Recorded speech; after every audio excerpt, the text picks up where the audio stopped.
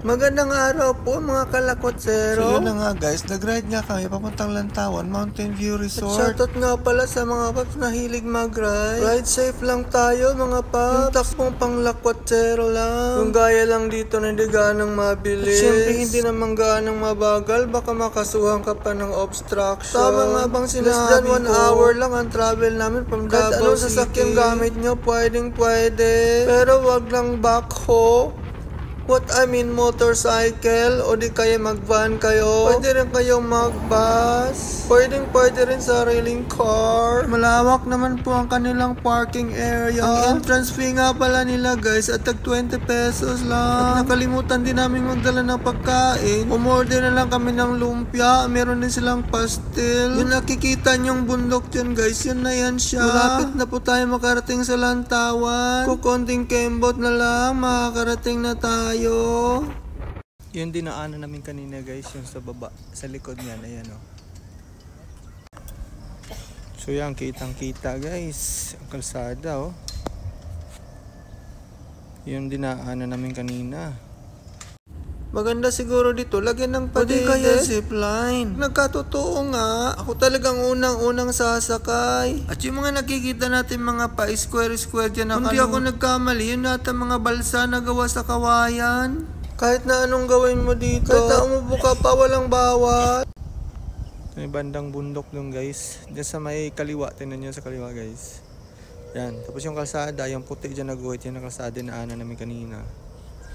Kinukulayan pala nila mga bato dito para guys. Maganda naman tingnan. Kapag nandito ka na sa tuktok, para ka na rin nasa heaven. May mga cottages din pala sila na may mga kasamang upuan. At meron din pala silang overpass dito. So yun, palakad-lakad lang muna kami. At ito naman ang pinakamagandang view.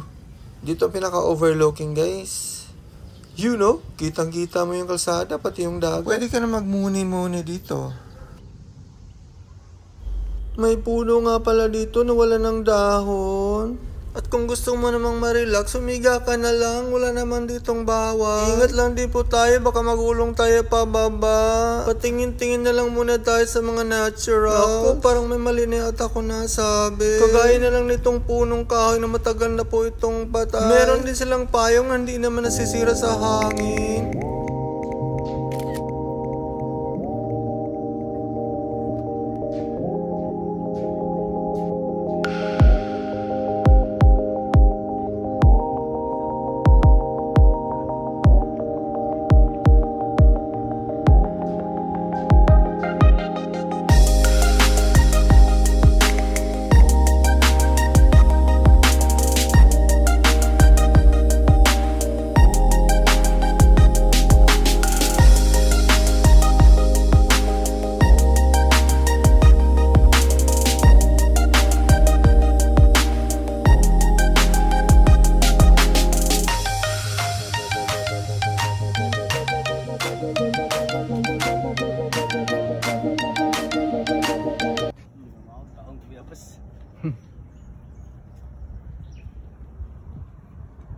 Ito na yung payo na sinasabi ko na parang mushroom. Pumunta din kami sa tree house. Ang puno na yan ay isang klaseng paycos na yata tinatawag nila na balete.